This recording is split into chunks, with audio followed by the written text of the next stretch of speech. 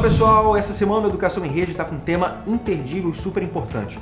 O Dia Nacional da Consciência Negra, que é celebrado nesse dia 20 de novembro. Bem mais que uma data, esse é um momento de reflexão, conscientização, luta sobre o preconceito e as desigualdades sociais que infelizmente ainda afetam a população negra aqui no Brasil desde o período da colonização, quando os povos foram escravizados. E nesse programa a gente vai falar sobre a origem dessa data, como ela foi escolhida, a história por trás dela. Além disso, a gente também traz entrevistas sobre esse assunto, um debate sobre a importância de combater o racismo e de excluir do nosso vocabulário termos de cunho racistas e que a gente nem percebe. Além disso, a gente vai ter a nossa agenda cultural, uma dica de livro com o ator Vicente Melo, do espetáculo João do Vale, o Gênio Improvável. Vale a pena você conferir o programa dessa semana, é quarta-feira às 7h30 da noite, com reprises aos sábados às 5 da tarde. Eu vou estar aqui esperando você no Educação em Rede.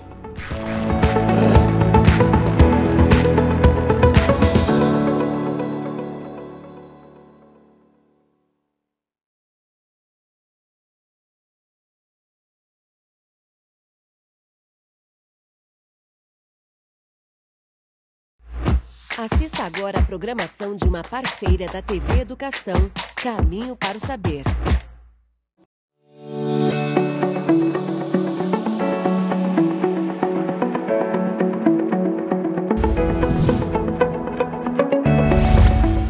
Olá pessoal, sejam bem-vindos. Está começando mais uma edição do Educação em Rede, um programa desenvolvido pela Universidade Estadual do Maranhão em parceria com o Governo do Estado por meio da Secretaria de Educação.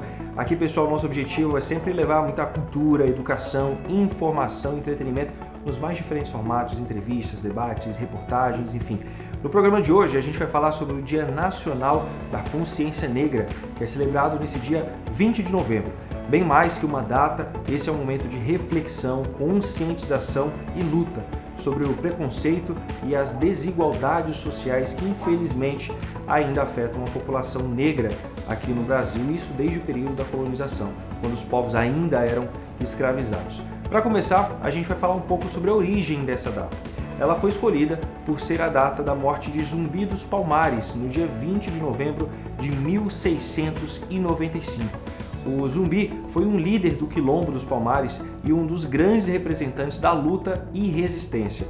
Para quem não sabe o que é Quilombo, a gente pode dizer que era uma espécie de comunidades ali formadas por negros que conseguiam fugir da situação de escravidão. O Quilombo dos Palmares foi o maior e mais duradouro dos quilombos registrados pelos estudos historiográficos. Estima-se que a sua formação tinha durado cerca de 100 anos e abrigado entre 20 mil e 30 mil habitantes. Essa área ela é localizada na região da Serra da Barriga, atual estado de Alagoas.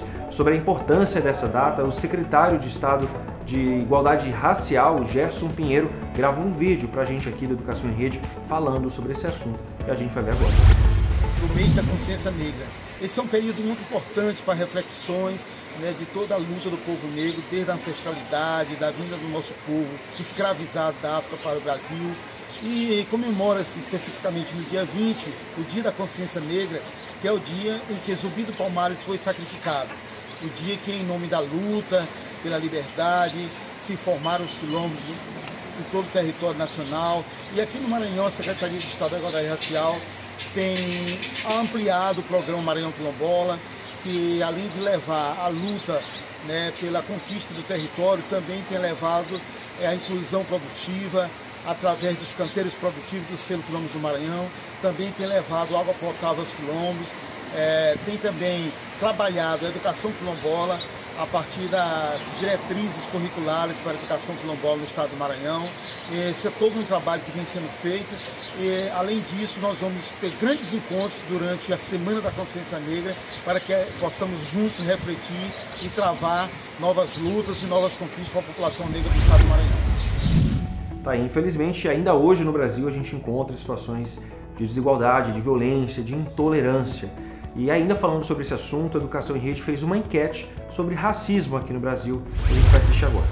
A questão do racismo, o racismo ele já nasce com uma proposta de ideias sobre raça, né, de hierarquização de raças. E atualmente no Brasil ela se magnifica no preconceito, na discriminação contra a população negra. Então, é aquilo que é sentido, aquilo que é visível e invisível, quer seja nas questões sociais, quer seja nas desigualdades sociais, quer seja nas questões educacionais. Então, a gente percebe uma naturalização, né? O racismo, por um certo tempo, ele foi naturalizado, né, na sociedade brasileira, sobretudo com as questões históricas, né, de construção da sociedade brasileira. E hoje a gente, a partir do fruto do próprio movimento negro, dos movimentos sociais, há uma desconstrução da própria ideia de raça, né, a fim de realmente combater o racismo no Brasil. O racismo, para mim, é uma crença e uma prática baseada na superioridade que um grupo tem sobre outro ou sobre outra etnia. E falar de racismo no Brasil é falar de um país que, dos nossos 521 anos, foi por mais de 370 sobre o regime de escravidão. Então, para além de falar sobre racismo, é preciso falar também de combate a práticas racistas, tanto de maneira institucional como no cotidiano. O racismo é um nome, né, um termo que é colocado na questão de discriminação. Racismo, para mim, é um sistema de opressão criado pela branquitude. E além das diferentes opiniões sobre racismo no Brasil, algumas expressões preconceituosas, infelizmente, ainda fazem parte do nosso vocabulário, né, do nosso cotidiano. E com a ajuda de historiadores, a gente selecionou algumas palavras e expressões cuja origem remonta a uma sociedade racista, algo que a gente não pode mais tolerar hoje em dia. Então a gente vai assistir essa seleção de palavras feita aí pela Tâmara Cantanhede. O programa de hoje é especial ao Dia da Consciência Negra. Você já pensou em quantas palavras incorporadas ao nosso vocabulário possuem um teor preconceituoso? Muitas já tão comuns ao nosso cotidiano que falamos sem sequer perceber. Infelizmente, ainda é comum a prática racista camuflar-se em situações cotidianas ou formas de brincadeiras que machucam quem as sofre. Nesse Educação em Rede Especial, nós selecionamos algumas expressões já estudadas por historiadores que remontam preconceitos. Vamos conhecê-las? Criado mudo.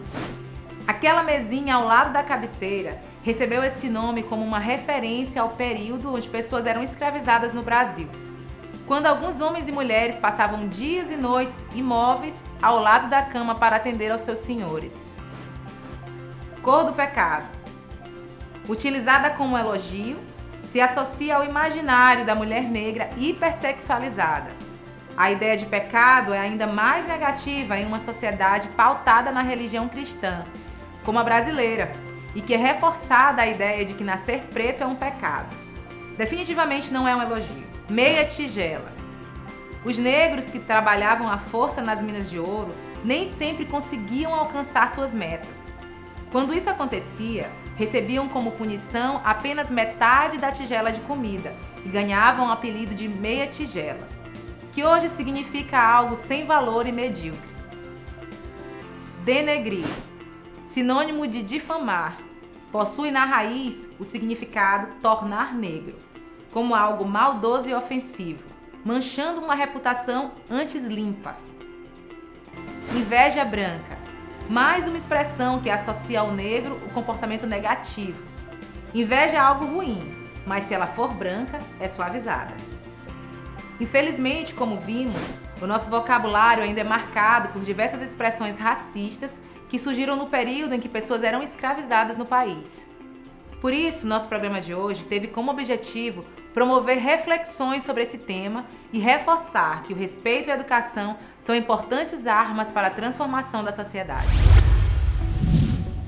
Tá aí um assunto para a gente ficar em alerta. Agora a gente vai fazer um rápido intervalo comercial. A gente volta daqui a pouquinho com muito mais educação em rede para você e com uma entrevista sobre a importância da consciência negra. É rapidinho, eu espero você, não sai daí.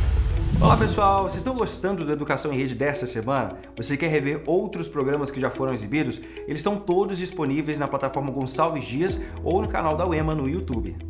E o conteúdo tem vários temas interessantes que ajudam você a refletir sobre diversos contextos da sociedade. Cidadania, uso excessivo da internet, bullying, racismo estrutural, educação à distância já foram alguns dos assuntos abordados aqui no Educação em Rede. E aí, que tal revisar esse conteúdo? Então fique ligado e acesse também as nossas redes sociais.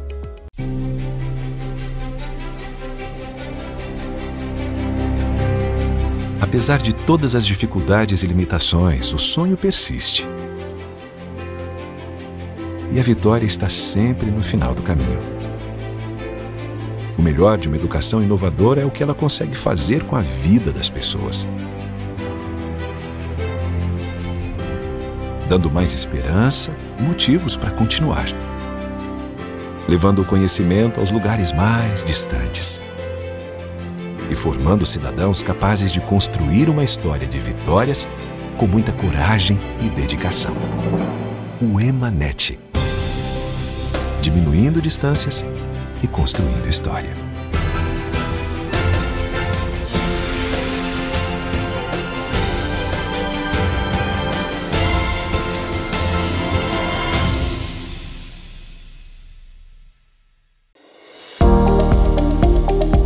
Você já pensou em fazer um curso de docência à distância?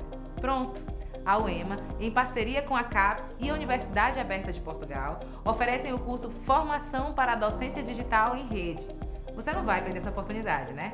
O curso é online, gratuito e com certificação dupla, garantida pela UEMA e pela Universidade Aberta de Portugal. As inscrições já estão abertas e vão até o dia 16 de novembro. Para mais informações, acesse escadauema.com.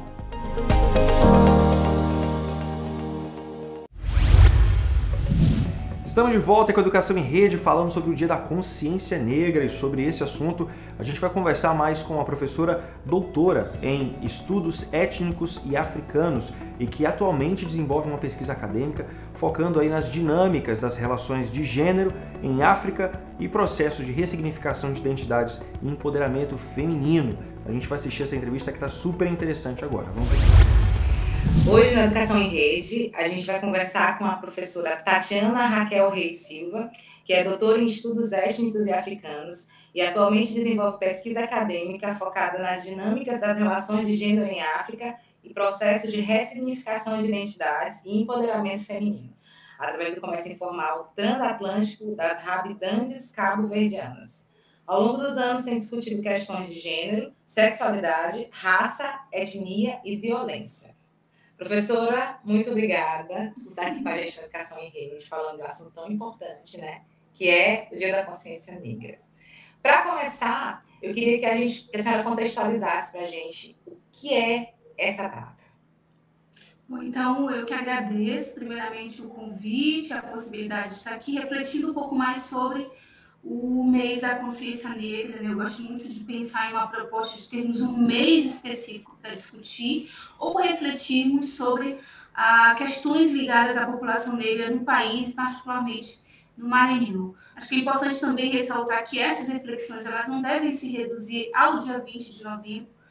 É muito importante que a gente reflita ao longo de todo o mês, ou mesmo ao longo de todo o ano, sobre o quão importante, sim, nós refletimos sobre a consciência negra. Né? Esse momento é interessante porque, vez ou outra, a gente acaba recebendo, né, a informação de que, bom, se não seria também interessante pensar em consciência branca ou mesmo em consciência humana. Então, o que é importante ressaltar logo de início?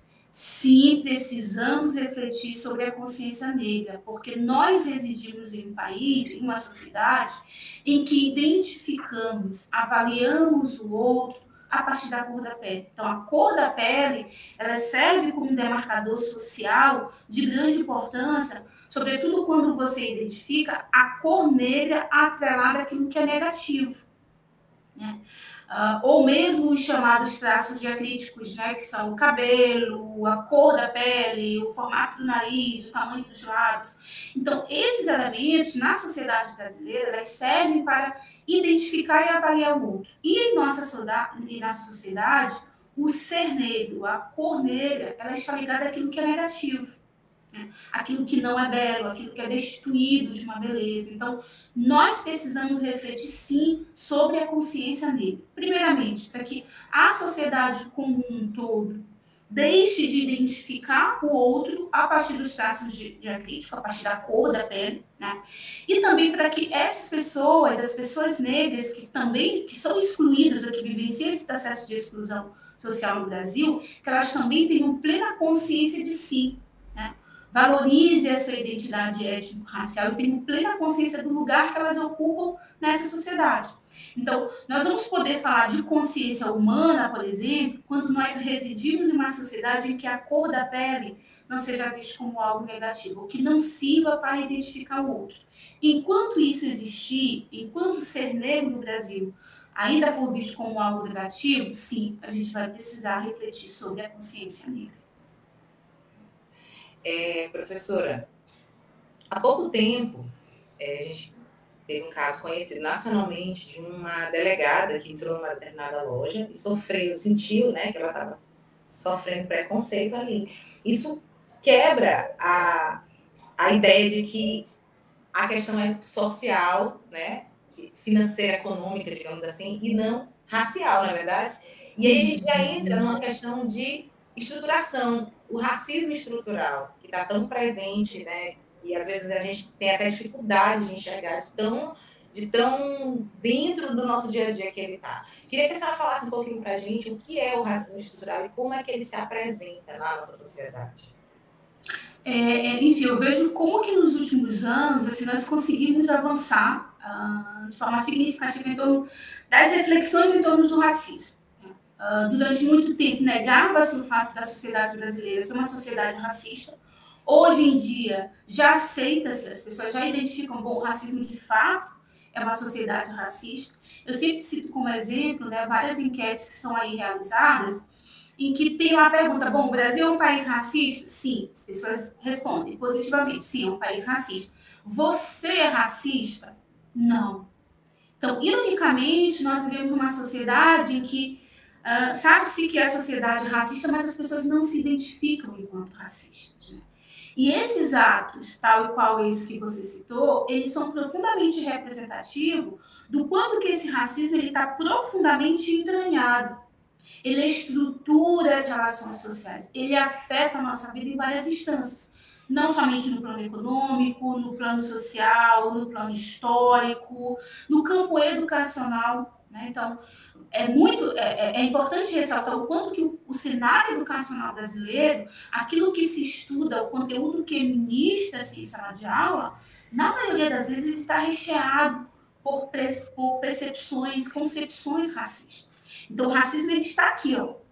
Ele nos afeta de várias formas. Por isso que tem sido colocado, temos buscado refletir mais detalhadamente quanto que o racismo ele é estruturante, particularmente da sociedade brasileira. Então, a gente precisa buscar ações de combate no campo econômico, no campo social, no campo educacional. Eu, enquanto professora, enquanto docente, também tenho buscado implementar estratégias antirracistas, né, de fazer com que os meus alunos na sala de aula reflitam sobre racismo, incluam textos, rodas de conversa e debate, para que a gente possa, assim, pensar coletivamente como combater o racismo, né? Porque o racismo ele não é um problema dos negros, ele é um problema da sociedade brasileira. Todos nós, de uma forma ou de outra, somos afetados por isso. Então, precisamos discutir coletivamente estratégias de combate e de luta.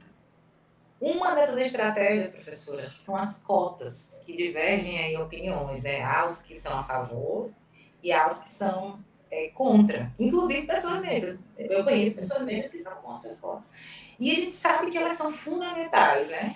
Então, vamos falar um pouquinho disso, da importância dessas cotas, do motivo delas existirem, da importância delas. Acho que, primeiramente, vale ressaltar as políticas de ações afirmativas, né? Eu gosto muito de chamar a atenção disso, porque as cotas, a reserva de vagas na universidade, no ensino superior, ela compõe um pacote, um plano de ação muito mais amplo, que são as chamadas ações afirmativas. E as ações afirmativas, elas prevêem desde um processo de reconfiguração da educação básica, do conteúdo que é ministrado, até mesmo a possibilidade de inserção desses jovens no ensino superior e, consequentemente, uma reformulação do próprio ensino superior no Brasil, né? Porque cabe ressaltar que a gente tem uma educação racista, gente, desde a base, desde a educação básica. Então, esses alunos, esses jovens negros, essas jovens negras, elas são, desde muito cedo, por exemplo, ensinadas que a cor da pele, que o fato de serem negros e negras, eles eram escravos, ou que seus antepassados eram escravos, né?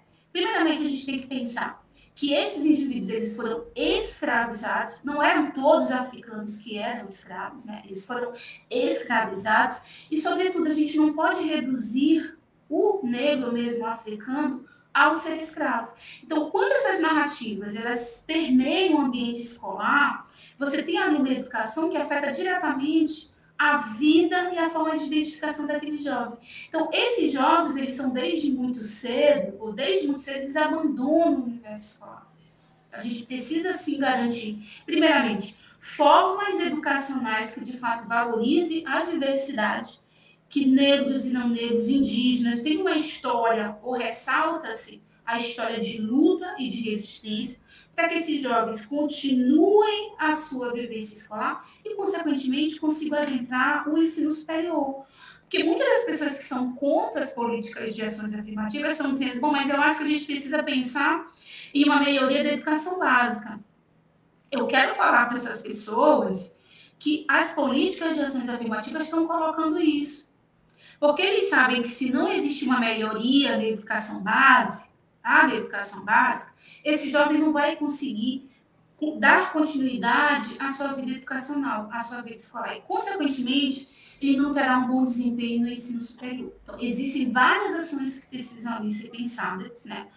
E cabe também ressaltar um outro elemento tabu, né? Que, bom, esses jovens, eles ingressariam à universidade com um nível inferior dos alunos que concorrem nas vagas universais, o que não é verdade. Temos várias pesquisas que estão demonstrando o quanto que esses jovens eles têm um nível igual ou, às vezes, superior que concorrem nas vagas universais. E mais, gente, nós estamos falando aqui de possibilidade, de garantir ou de conceder uma possibilidade àquele aluno de ingresso no ensino superior. Ninguém está dizendo que aquele jovem, ao adentrar o curso de História, ele já tem um diploma. Nós estamos possibilitando aquele jovem a inserção no curso de História. É claro que todo o desempenho dele, né, vai depender de vários fatores, mas a gente está concedendo uma oportunidade àquele jovem. Né? Então, eu acho que ainda existem existe um desconhecimento geral, as pessoas desconhecem a proposta das políticas de ações afirmativas e, por isso, reproduzem muito de questões que não correspondem à realidade, não correspondem à proposta em si. E também, por fim, eu acho que é muito importante ressaltar que as políticas de ações afirmativas, quando elas foram pensadas, elas tinham um prazo, né, de existência. Falava-se que a cada 10 anos, hoje em dia estamos discutindo muito a permanência ou não das políticas de ações afirmativas, porque o que a gente espera? A gente espera que o campo educacional brasileiro ele realmente passe por um processo de reformulação. A gente realmente espera que se efetive uma educação antirracista, que jovens e jovens negras não vejam o ambiente escolar como algo que nega a sua história. Então, quando a gente tiver uma educação realmente antirracista, que valorize a diversidade, que esse aluno ele consiga e possa caminhar na sua trajetória educacional, a gente não vai precisar de políticas de ações afirmativas. Mas enquanto o campo educacional brasileiro não corresponder a esses anseios, sim, a gente vai precisar de políticas de ações afirmativas que garantam com que jovens negros ingressem no ensino superior e que retornem para a educação básica, modificando esse ensino que é ali passado. Um ciclo, né, professora? Um ciclo, né? Agora eu queria que a gente falasse um pouquinho sobre empoderamento. E quero começar falando do cabelo, né? Do nosso cabelo.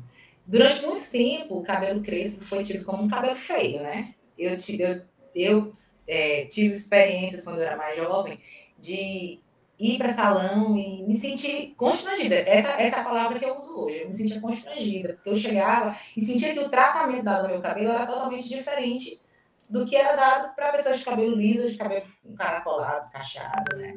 Era diferente, o toque era diferente. A forma até de ver, às vezes, era diferente, né? E meu cabelo só ficava bonito depois que ele estava alisado. E depois que estava alisado, nossa, era só elogio. Mas antes não, antes era o cabelo feio.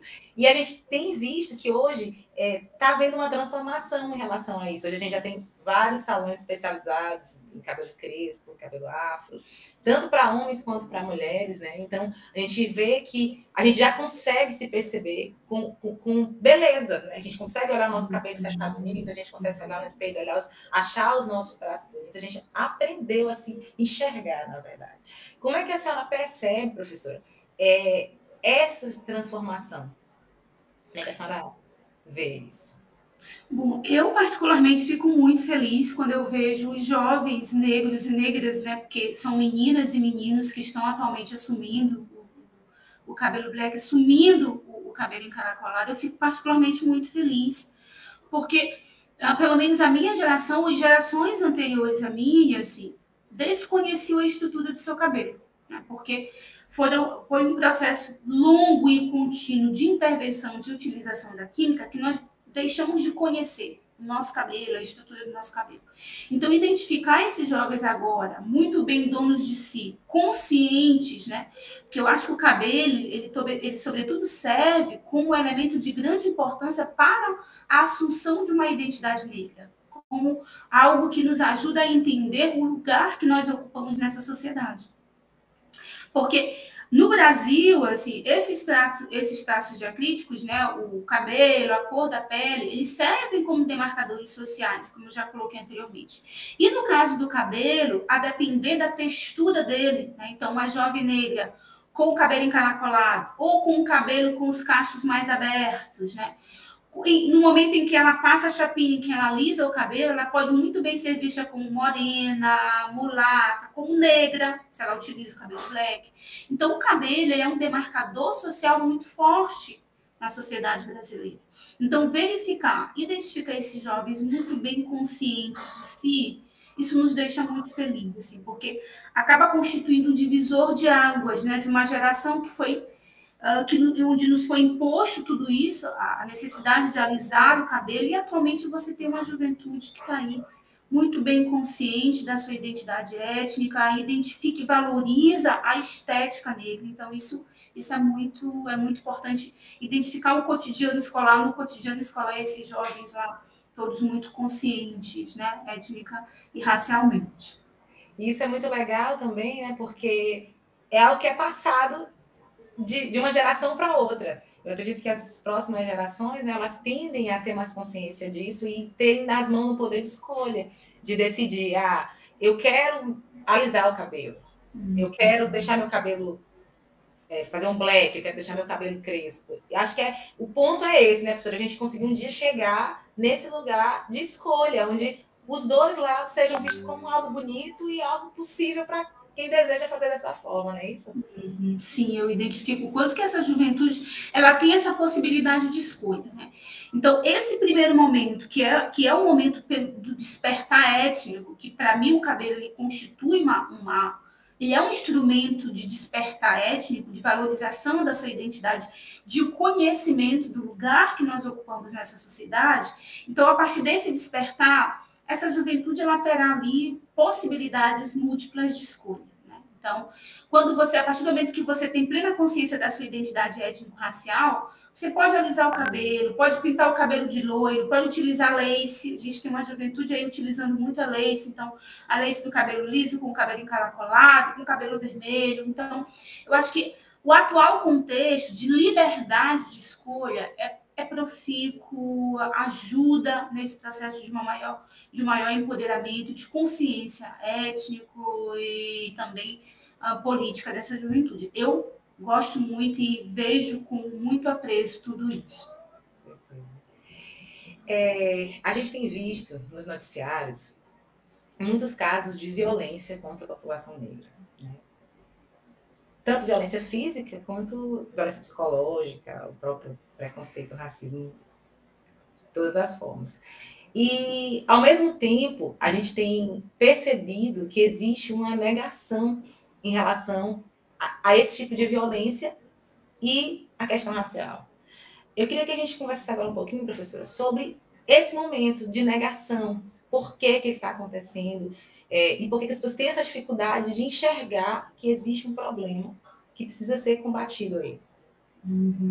Sim, eu acho que o contexto político atual experimentado e vivenciado no nosso país, assim, tem exigido de nós uma postura muito mais ativa, de enfrentamento. E aí, com certeza, assim, colocar em prática lá o ser antirracista, né? Porque muito do que se coloca não é somente você dizer que você não é racista, né? Mas você ser antirracista, você intervir em situações flagrantes de racismo, né? Buscar conscientizar essas pessoas que ainda hoje reproduzem perspectivas, ações racistas. E não aleatoriamente, no contexto atual brasileiro, a gente percebe a recorrência, um número muito mais expressivos de atos, né, de práticas do racismo. Então, sim, eu acho que esse contexto ele tem exigido de nós uma postura de maior resistência e de maior enfrentamento, né?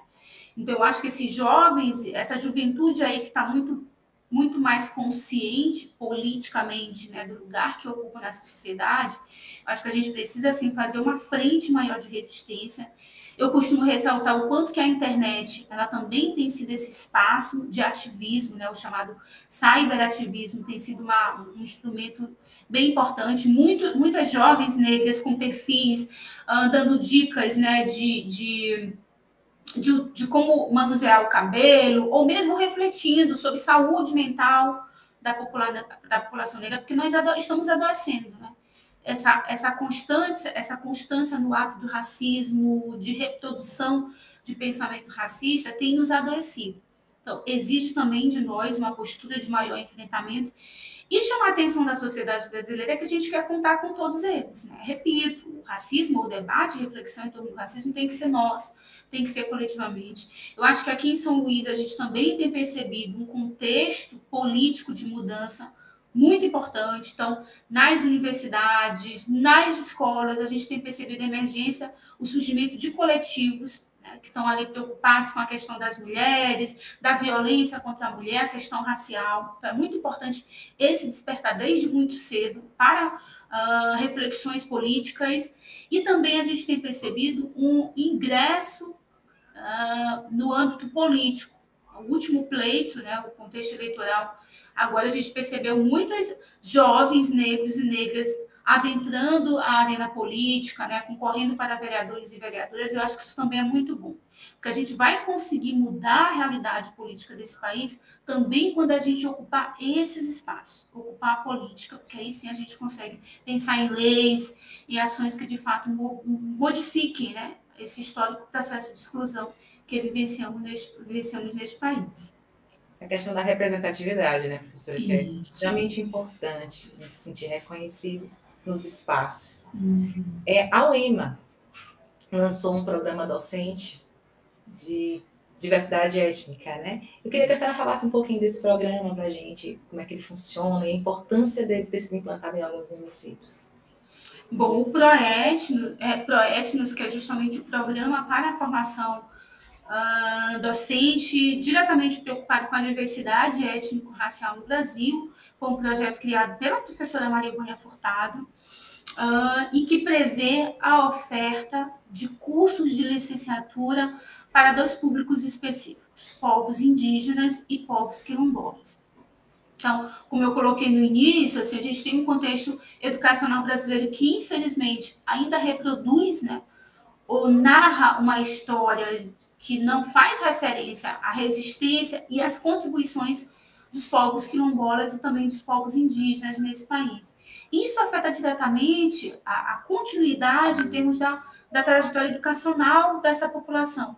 Então, é de suma importância que nós tenhamos aqui uma licenciatura que busca formar, né, professores e professoras indígenas ou quilombolas e que esses professores venham a atuar nas escolas sediadas em terras quilombolas e também em terras indígenas. Então, a nossa grande preocupação, eu também estou à frente do Proetnos, juntamente com a professora Marivânia, então a nossa grande preocupação é justamente ter professores formados, professores indígenas, professores quilombolas, que possam possibilitar uma outra educação, né? Tanto em comunidades quilombolas como em comunidades indígenas. Então, o Proetnos, ele está voltado exclusivamente para esse público, que é formar professores e professoras indígenas, professores e professoras quilombolas. No caso da licenciatura indígena, a gente já tem aí uma continuidade, né? Já estamos dando continuidade a turmas que já existiu. No caso da licenciatura para povos quilombolas, é a primeira que estará sediada no município de São Bento. Então, para atender toda a Baixada Maranhense, que é uma baixada é uma região com forte presença de comunidades quilombolas. É uma primeira turma, somente 30 alunos, mas a gente espera que tenhamos ali várias outras turmas e que a gente consiga formar professores e professoras indígenas e quilombolas que, de fato, possibilitem uma educação antirracista, emancipadora e que fortaleça as identidades, né? Que acho que isso que é importante. Muito legal, professora. Bom, a gente vai ficando por aqui. Eu agradeço muito a sua participação, foi um prazer falar com a senhora. E a gente sabe que essa é uma temática que precisa ser sempre debatida, né? Porque o racismo mata, ele mata não só o psicológico, ele mata fisicamente, né? Isso é um fato. Então a gente precisa realmente combater ele diariamente. E não ser só não racista, mas antirracista. Antirracista, intervir isso, em de racismo, né? Com certeza. Então, muito obrigado, né? Agora eu deixo um pouquinho a palavra para a senhora. Nossa, eu que agradeço muito o convite. Eu sempre coloco o quanto que para mim é muito importante poder participar desses momentos, discutir, refletir sobre questões que são de importância política e histórica para todos nós. Então, sigo lá a proposta da Angela Davis, sejamos antirracistas, vamos refletir cotidianamente sobre o racismo em nossa sociedade. Obrigada, gente. Bom, gente, o Educação em Rede vai fazer uma pausa, um breve intervalo, e a gente volta já.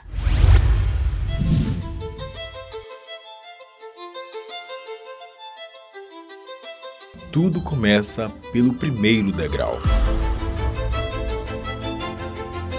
Os ambientes estão em constante transformação e poder acompanhar as mudanças faz parte do processo de evolução. Hoje, a sala de aula mudou e virou a nossa casa. Professores precisam se adaptar à nova realidade, mas não precisam passar por isso sozinhos. Quem quer chegar ao topo não pode apenas ficar esperando. É preciso subir degrau por degrau. Escada. A plataforma de cursos abertos da UEMA é um caminho rumo ao topo, mas principalmente rumo à transformação. Aprimoramento profissional, crescimento pessoal. A plataforma aproxima as pessoas dos seus objetivos. Cursos livres online que desenvolvem a competência em diferentes áreas. Mais de 400 mil usuários em todo o território nacional e em outros 59 países. Escada. Experiência e eficiência compartilhando conhecimento e qualificação. Uma plataforma interativa e de fácil acesso, inovadora no uso das tecnologias e atualizada constantemente. A pandemia alterou a vida de milhões de pessoas. Professores e alunos dormiram em um mundo e acordaram em outro completamente diferente, com novas demandas e exigindo novas habilidades. Ficar parado no meio da escada não é uma opção. Buscar o aperfeiçoamento profissional é o caminho. Um caminho que não precisa ser trabalhado sozinho. CAPES e UEMA unidas em prol da educação. Uma parceria que vai ampliar as oportunidades de formação docente. É a expertise da UEMA em desenvolver alternativas inovadoras por meio da plataforma Escada, aliada ao compromisso da CAPES com a formação continuada de professores. Duas instituições por uma educação melhor e mais qualificada no Brasil. 300 mil vagas. 5 cursos especialmente idealizados para os professores, gratuitos e com certificação, com foco na nova realidade que é aprender, trabalhar e evoluir. Mesmo que não saibamos quando tudo isso vai passar, podemos pelo menos ter uma certeza, a de que um dia tudo isso vai passar. E até lá, a CAPES e a UEMA serão promotoras do conhecimento, do aprimoramento, do aperfeiçoamento profissional e, é claro, da formação de professores. Enquanto houver esperança, sempre haverá um caminho, degrau por degrau, até o topo da escada.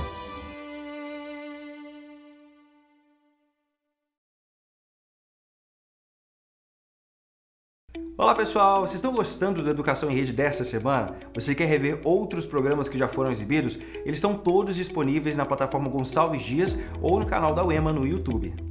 E o conteúdo tem vários temas interessantes que ajudam você a refletir sobre diversos contextos da sociedade. Cidadania, uso excessivo da internet, bullying, racismo estrutural, educação à distância já foram alguns dos assuntos abordados aqui no Educação em Rede. E aí, que tal revisar esse conteúdo? Então fique ligado e acesse também as nossas redes sociais. Estamos de volta com a Educação em Rede, especial aí sobre o Dia Nacional da Consciência Negra. E sobre esse assunto, a gente vai rever um filme que a gente já exibiu aqui na Educação em Rede, mas que é importantíssimo para esse debate que a gente está apresentando no programa de hoje. Trata-se do documentário 3 Vezes Melhor, feito pelo documentarista Andrioli Araújo. A obra conta aí com a história de uma jovem que sofre racismo estrutural e traz uma importante reflexão sobre a sociedade contemporânea. A gente vai ver agora.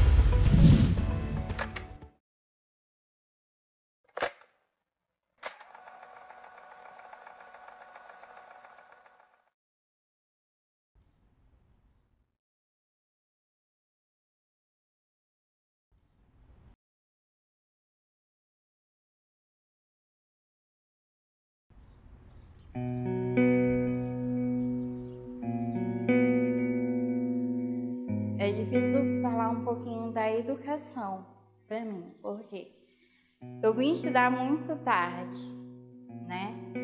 Então, eu sempre ouvia a palavra educação. Ellen, tu tem que ter educação. Mas eu não sabia o que era a educação, por conta de eu estudar muito tarde. Mas hoje, adulta, né? Eu uso muito a palavra educação.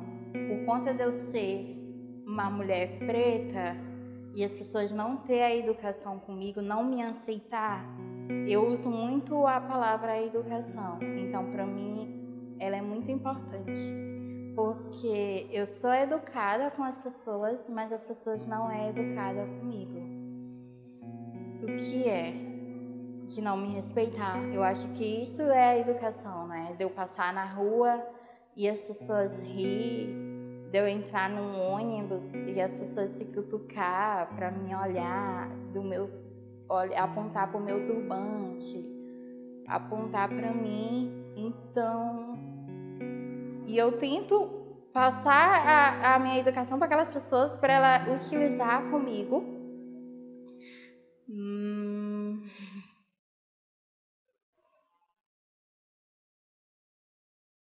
Mas é bem difícil.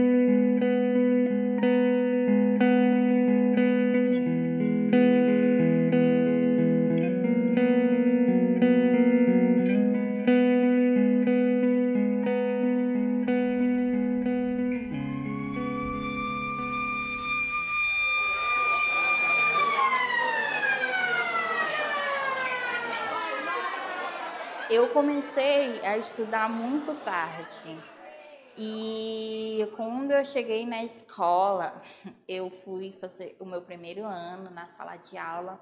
Eu conheci muitas pessoas, são minhas amigas até hoje, né? E eu conheci uma pessoa chamada Alanis, que foi a primeira pessoa que começou a falar da minha beleza, de me mostrar a beleza que eu tinha e que eu não reconhecia. Sempre ouvi também que eu tinha que ser 2 vezes melhor, 3 vezes melhor, 4 vezes melhor. Eu tinha que ser muitas vezes melhor e eu não entendia por que eu tinha que ser 2, 3 vezes melhor, porque aquela outra pessoa não, e eu sim. E às vezes aí eu falava assim, Aninha, por tu ser preta, tu tem que ser 2 vezes melhor. E era muito difícil, porque eu não me reconhecia como mulher preta. Para mim isso era tudo uma fantasia. Um dia meu cabelo ia cair, ia vir um liso, a minha pele ia cair, ia entrar uma pele clara. Eu não entendia que eu era preta e eu não me reconhecia. Então, a minha chegada na escola foi muito importante para mim me reconhecer como mulher preta. E eu me lembro que o primeiro caso que aconteceu foi as minhas amigas postou uma foto comigo e uma pessoa comentou assim, olha, aquela preta ali tá para sumir na foto. E foi a primeira vez que eu me deparei com um preconceito que eu tive que enfrentar ele. Que aí os meus amigos começaram a responder comentários. E aí eu falei assim, meu Deus, eu tenho tanta coisa para me enfrentar. Foi ali que eu me deparei. Na hora eu fiquei sem ação, os meus amigos comentando, e eu sem ação. E eu cheguei em casa, eu contei para minha tia. A minha tia, ela é preta também. E ela falava assim, Elane, é assim, tu vai ter que enfrentar. E eu lembro que uma vez a gente estava na sala de aula, minhas amigas todas se maquiando. E aí a minha amiga falou assim, tu quer passar o batom? Aí eu falei, não quero. E aí ela falou assim, tu tem vergonha de ti mesma, porque tu não quer passar nenhum batom. E naquela hora, quando eu escutei aquilo, eu fiquei pensando, meu Deus... E era verdade, porque eu não passava nenhum batom. Tinha vergonha de passar um batom.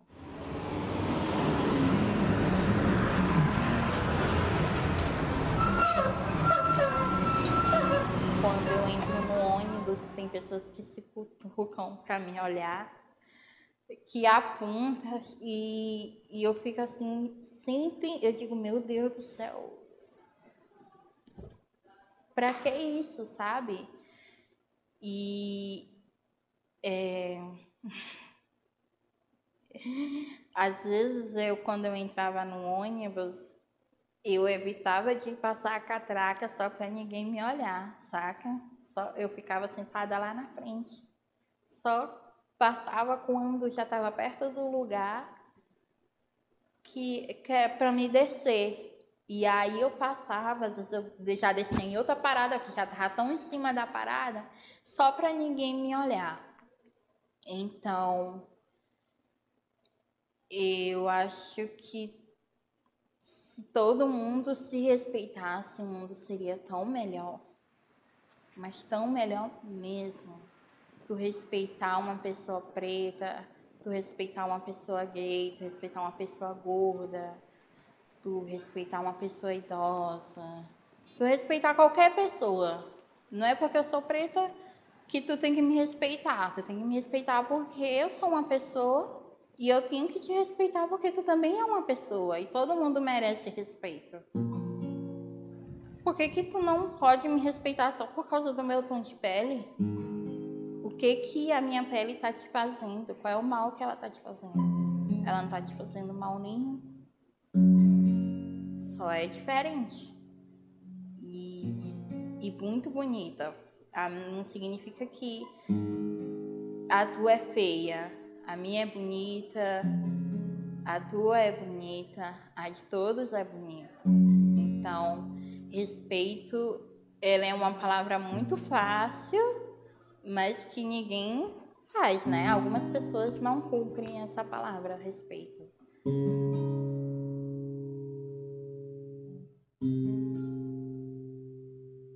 Eu conheci um grupo que tem um grupo aqui em São Luís chamado Afroculture, onde são mulheres pretas que lutam, né? E elas sabem que tem pessoas que estão afetadas por esse preconceito e que não se aceita, que não reconhece essa beleza. E lá eu aprendi a me reconhecer como mulher preta e ver todo o meu autoestima. Foi onde eu fiz o meu primeiro ensaio fotográfico. E quando saiu as minhas primeiras fotos, que eu olhei, meu Deus, que preta bonita. E quando eu me reconheci, quando eu sabia que eu era preta, eu falei assim, eu quero fazer história, porque eu quero saber do meu passado, do porquê, dos meus ancestrais, né? para me focar mais nisso. Aí eu falei assim, não, depois eu quero dar aula de história também. Porque eu não, na escola nunca ouvi. E é obrigatório falar da história dos negros e tal, e eu nunca ouvi. E por isso que eu quero fazer história, porque eu quero dar aula e eu quero falar disso. Porque sempre vai ter uma pessoa na sala que querendo saber disso, dessa informação, e não teve. Eu fui uma. Eu já passei por tanta coisa que às vezes eu fico me perguntando, será se eu tenho 20 anos? Às vezes eu acho que eu não tenho 20 anos, às vezes eu acho que eu sou mais velha, né? Pelo eu ter saído de casa com 8 anos de idade e ter ido morar em várias casas e ter passado em vários lugares, às vezes eu fico pensando que eu sou mais velha. Eu acho, meu Deus, eu acho na hora que minha mãe foi fazer meu registro, ela errou, porque eu acho que eu sou mais velha. Então, e muitas vezes eu me pegava chorando e eu mandava mensagem para alguém e falava assim, meu Deus, eu quero tanto dormir e não acordar amanhã porque eu não aguento mais, sabe? Eu não aguento mais. E ainda bem que eu tenho sorte de ter amigos para eles me incentivar e falar assim, Elaine, poxa, tu chegou até aqui, por que tu quer desistir agora? E às vezes eu me pego nesse pensamento, sabe? E não é fraqueza. Foi muito difícil para mim chegar até aqui. Mas eu tô concluindo uma etapa, né? Eu tô concluindo o meu ensino médio, que eu pensei que eu nunca ia terminar esse ensino médio. De eu ter ido de um lugar para um outro, de um lugar para o outro. Eu pensei que eu nunca ia concluir o meu ensino médio. Aí hoje eu me peguei no meu quarto, eu acordei, meu Deus, amanhã já é minha formatura. Então, se eu tô terminando o meu ensino médio, eu posso ir muito mais além, né? E então, eu não sei, eu sei que eu consegui concluir o meu ensino médio, né? E vou me formar. Mas é isso.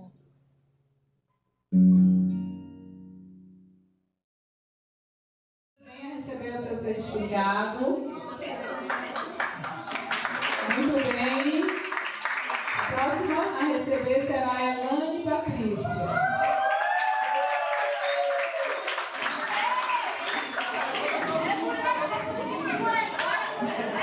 Eles estão muito eufóricos essa noite, ansiosos.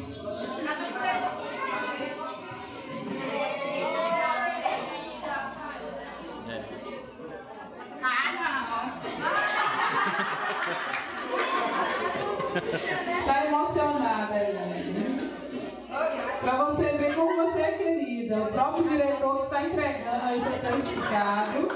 Uma salva de palmas. Próxima será a Érica. Próxima a receber o certificado.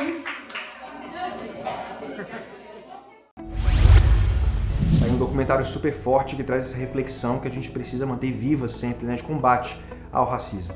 Agora a gente vai mudar um pouquinho de assunto, a gente vai falar sobre a nossa dica de livro. Quem vai dar essa dica hoje é o ator Vicente Mello, ele que interpreta aí João do Vale no espetáculo João do Vale, o gênio improvável. Vamos ver a dica dele. Olá, gente. Meu nome é Vicente Mello, eu sou ator, cantor e compositor e faço parte do elenco do musical João do Vale como protagonista. Bem, gente, eu indico aos jovens do programa Educação em Rede o livro O Bumba Meu Boi Como Eu Conheci, de Zelinda Lima. Eu tive a oportunidade de adquirir este livro, é um livro maravilhoso. Basicamente ela fala da infância dela, como foi que ela conheceu os grupos de Bumba Meu Boi de diversos sotaques. Então é um livro muito ótimo, muito educativo, muito intuitivo, vale a pena, tá bom? Abraço!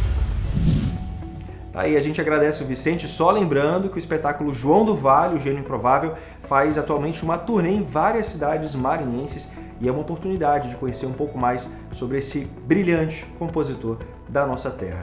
E como a gente está falando sobre o teatro, isso nos faz lembrar da nossa agenda cultural. É hora da gente falar com a Tâmara Cantanhede, que tem as novidades pra gente. Olá pessoal, está começando mais uma agenda cultural do Educação em Rede. E a minha primeira dica de hoje é para quem deseja fazer teatro. Já pensou em participar de uma oficina comandada por Miguel Falabella? Pois é, o ator e diretor vai ministrar em janeiro um curso gratuito de teatro musical. As aulas ficam por conta de Falabella e do músico Guilherme Terra, que é maestro e professor de canto. O curso vai contemplar 40 artistas residentes do Maranhão, que serão selecionados via inscrição, e os 4 que mais se destacarem vão compor o elenco do espetáculo Marrom, o musical, um espetáculo em homenagem à cantora Alcione, que tem como previsão de estreia agosto do ano que vem. Além desse curso, o projeto também vai oferecer a oficina Produção Cultural, ministrada pelo ator e produtor Jô Santana, também totalmente gratuita. A oficina será ofertada para 20 pessoas e tem como objetivo fomentar a produção cultural no Maranhão. As inscrições já podem ser feitas e vão até o dia 10 de dezembro através do link marrommusical.com.br. É imperdível! Por falar em imperdível, o Centro Cultural Vale Maranhão realiza de forma virtual e presencial até o dia 26 desse mês a mostra Eu Não Ando Só, mostra Joel Zito Araújo e convidados, que celebra a cultura negra no audiovisual. A programação faz parte do projeto Diálogos sobre Educação, Arte e Cultura, identifica percursos que operam na transformação da imagem do negro no cinema, afirmando presenças e questões de grande importância na construção de novas perspectivas sobre o tema. Como convidado especial e curador da mostra, o cineasta Joel Zito Araújo apresenta 5 filmes de sua carreira, além de ter selecionado obras importantes dos artistas Zósimo Bubu, Gabriel Martins e Chica Santos. As exibições acontecerão às sextas-feiras do mês de novembro, pelo canal do YouTube do CCVM e presencialmente no pátio do Centro Cultural Vale, na Praia Grande. Isso às 19 horas. Quer uma dica de curso agora? A plataforma Escada tem um novo curso online gratuito, que é o de Liderança Eclesiástica. O curso é voltado para quem quer orientações práticas e conhecimentos bíblico-teológicos para exercer o papel de líder dentro da comunidade eclesiástica. O curso tem carga horária de 90 horas. Para mais informações, acesse a plataforma escadauema.com. Gostaram das dicas? A gente volta na próxima semana com mais dicas da Agenda Cultural. Até lá! Valeu, Tâmara. Olha só, Educação em Rede está ficando por aqui. Passou rápido hoje, né? Pois é, mas se você quiser ficar por dentro de tudo que acontece aqui no nosso programa, basta acessar o QR Code que está aparecendo aqui na sua tela. É só você ligar a câmera do seu celular, apontar para o QR Code e ficar por dentro de tudo que aparece aqui no nosso Educação em Rede. Não esquece, anota na sua agenda, toda quarta-feira às 7h30 da noite, com reprises aos sábados às 5 da tarde. A gente está aqui esperando você com muito conteúdo. Eu espero você na próxima. Até lá!